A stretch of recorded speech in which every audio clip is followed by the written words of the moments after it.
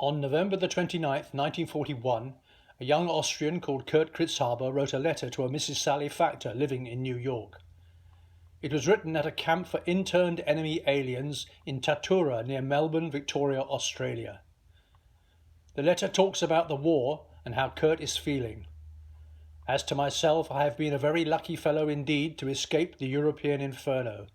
But although we are excellent fed, well treated and fairly well accommodated here, the fact that I am kept behind barbed wires innocently and idle away valuable youth time uselessly depresses me considerably and makes me feel very miserable. Kurt is worried that he's had no reply to his letters.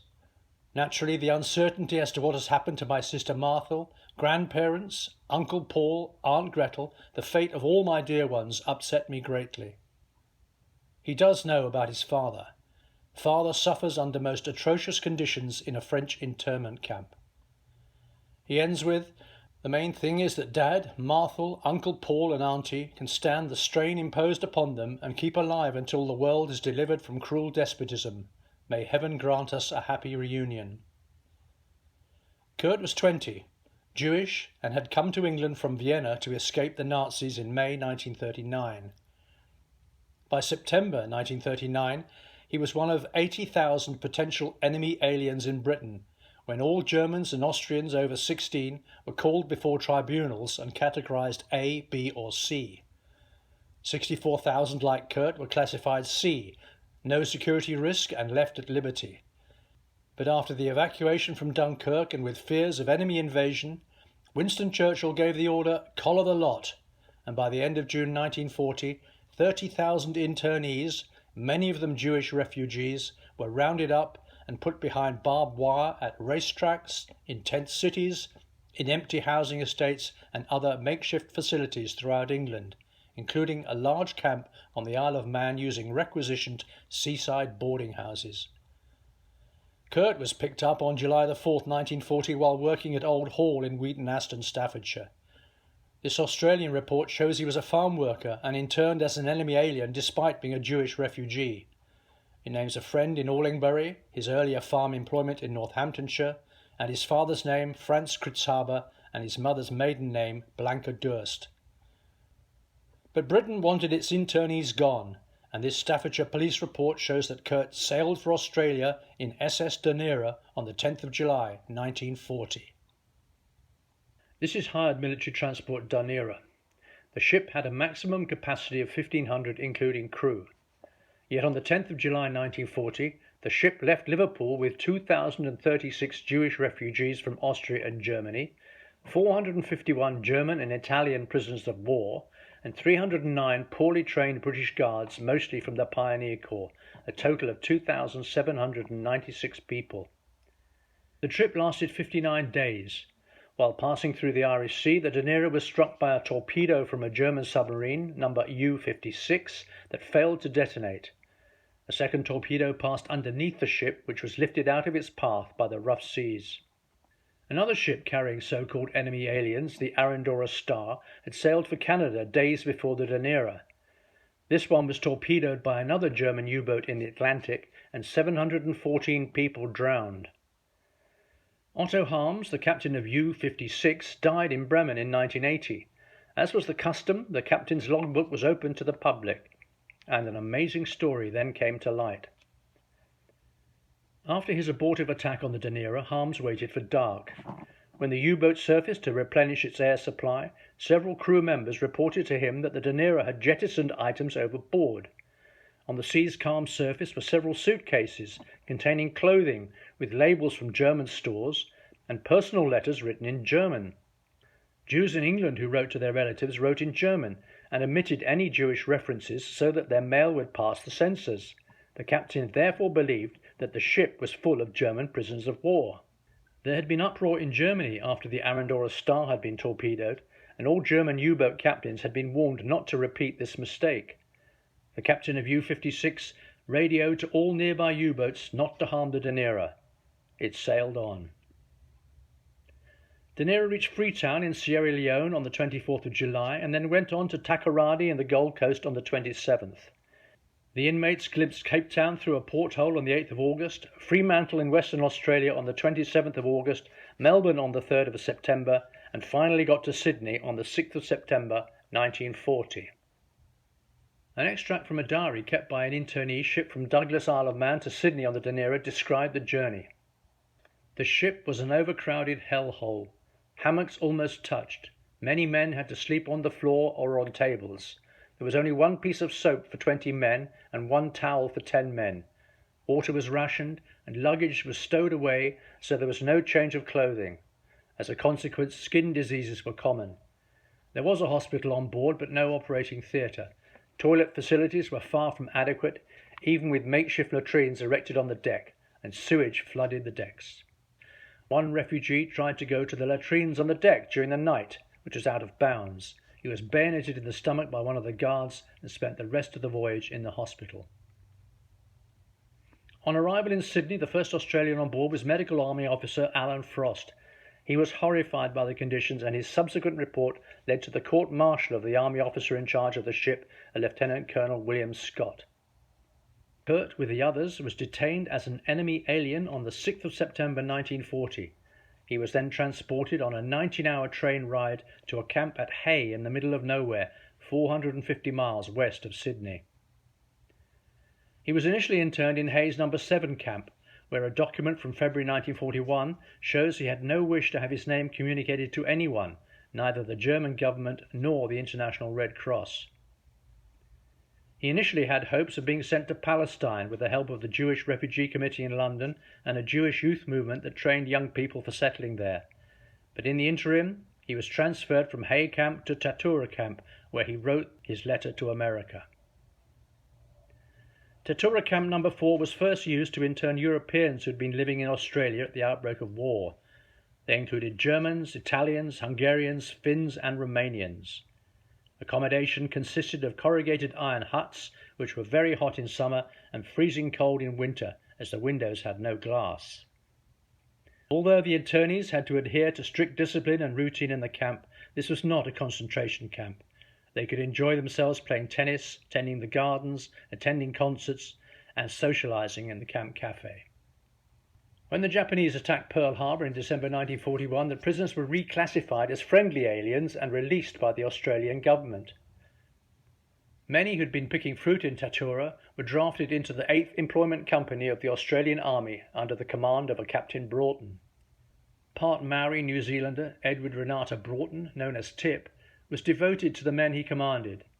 Intelligent, well-read and gifted with a sense of humour, he learnt German phrases, spoke to his charges in 2 languages, knew many of them by their first names, respected Jewish custom, and did much to restore their confidence as free men. When the war ended, many Dunera boys opted to become Australian citizens. Kurt announced his intention to apply for naturalization on the 31st of May 1945, and on the 25th of July 1946 he was granted naturalization as an Australian citizen. But what had happened to his family in the meantime? In the letter, Kurt told us, "Father suffers under most atrocious conditions in a French internment camp." His father, Franz Kriszhaber, was born on the 2nd of March 1881 in Szeged, Hungary, as Ferenc Sulem Kriszhaber. Franz was a jeweller, and in Vienna lived at Gumpendorfer Strasse 76, now a trendy boutique. Probably after Kristallnacht, in November 1938, Franz had fled to Antwerp in Belgium. Immediately prior to the outbreak of World War II, there were more than 100,000 Jews in Belgium, over half of them in Antwerp, many involved in the historic diamond trade. An estimated 20% of these were refugees from Germany and Austria who, like France, were hoping to flee to safety from Nazi persecution. But on May 10, 1940, the Germans invaded Belgium and immediately the arrest of foreigners began. All men from 17 to 65, German citizens or stateless persons of German origin, were summoned or arrested in the street. Deportations began straight away. They were taken by train through the border town of Tournai, then in cattle cars south to San Cyprien on the Mediterranean coast, a nightmarish journey of 3 days. The train cars were marked 5th column, and as the train passed through stations, the local population threw stones and assorted objects at it. In addition, Belgian citizens prevented Red Cross officials from approaching the trains to provide water and first aid. This book, The List of San Cyprien, names about 4,000 alien deportees, including France. The arrivals from Belgium had to sleep on the sand. The lucky ones owned sheets. After about a week, bundles of straw were brought, which improved sleeping but introduced lice. The lice brought typhus, and the poor sanitary conditions caused dysentery. The inmates were housed in temporary barracks with no electricity or furniture, surrounded by electric fences on the one side and by the sea on the other. The barracks had corrugated iron roofs. Like Australia, it was freezing cold in the winter and stifling hot in the summer. Artists depict the camp inmates as half naked. Food was scarce, and eating utensils consisted of sardine tins and pieces of wood. The lack of adequate sanitation and the crowded conditions increased the spread of disease. 85% of internees suffered from dysentery in August 1940. Other internees had malaria but went untreated for lack of drugs. San Cyprien was evacuated as a consequence of very serious floods in October 1940 and officially closed in December for sanitary reasons. Occupants were transferred to other camps, primarily to the one at Gurs. This document is Franz's record from San Cyprien. It records his occupation as a jeweller, names his father Maurice and mother Josephine. The brown paper edition shows that he was asking to be sent back to the German authorities. 3,870 internees arrived at Gurs between October the 29th and the 31st in 1940. Conditions here were just as bad as San Cyprien. It was overcrowded and there was a constant shortage of water, food and clothing. During 1940-41, 800 detainees died of contagious diseases including typhoid fever and dysentery. But Franz wasn't at Gurs long, for by the 31st of December 1940, he'd been transferred to the Les Milles camp near Marseille. This camp had opened in September 1939 in a former tile factory and was first used to intern Germans and ex-Austrians living in the Marseille area. Between 1941 and 1942, it was a transit camp for Jews hoping to emigrate, and as emigration became impossible, it became a French roundup centre. From August to September 1942, before the Nazis occupied the whole of France, 10,000 people of 38 nationalities were interned at Les Milles and over 2,000 Jews transported to Drancy in Paris. At the same time, up to March 3, 1943, the Vichy regime transported nearly 4,000 Jews in 6 convoys from Gurs, also towards Drancy. Drancy Transit Camp in Paris was designed to hold 700 people, but at its peak held more than 7,000. There was overcrowding, inadequate food, insanitary conditions and brutality by the French guards. Franz seems to have been here for up to a year, but then in April 1944, nearly 4 years after his initial arrest in Antwerp, the inevitable happened. On the 13th of April 1944, he was transported on Transport 71 from Drancy to Auschwitz-Birkenau killing centre. There were 1,500 on the convoy. 1,265 were gassed on arrival on April the 16th. The rest, 165 men and 91 women, were selected for work. By 1945, only 130 of these had survived. Franz was not among them. Aged 63, he was doomed from the start. Kurt's mother had died in a private clinic in Vienna in 1928, aged 35, when Kurt was just 7. She was buried in Vienna's central cemetery alongside her mother-in-law Josephine Zwern, who died in 1913. Kurt's letter also mentioned concern about his sister Martha, his uncle Paul Sokol, and his aunt Gretel. Gretel was his mother's sister Margareta. This 1941 card shows they were living at Lugeck 7 in Vienna's district number 1. Lugeck 7 at the end of this street on the right was from May 1939 a group apartment where Jews were forcibly rehoused. In 1941 there were 13 residents of Lugeck 7, including Paul and Margareta Sokol. They were actually trying to get to the USA. This document shows they were using Samuel Bernfeld, a relative in New York, married to another Sokol, Sally Factor's sister, to deposit money for them.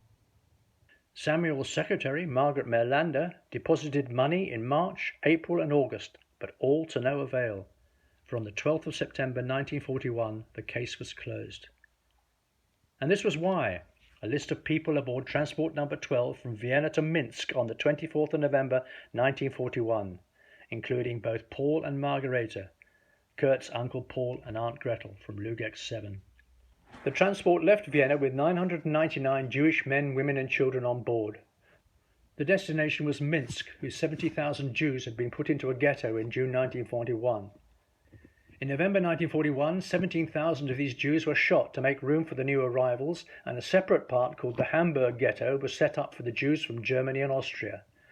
By the spring of 1943, only about 2,000 were still alive, a number halved again by the autumn.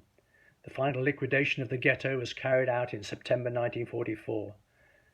Of the 999 Jews on Transport 12, only 3 are known to have survived, neither being Uncle Paul or Aunt Gretel. So what happened to the grandparents mentioned in Kurt's letter, Gabriel Durst and Adele Weitz, the parents of Blanca, his mother, and Margareta, his aunt, who he still believed were also in Vienna? Well, this is Transport 46 from Vienna to Theresienstadt on the 28th of July 1942.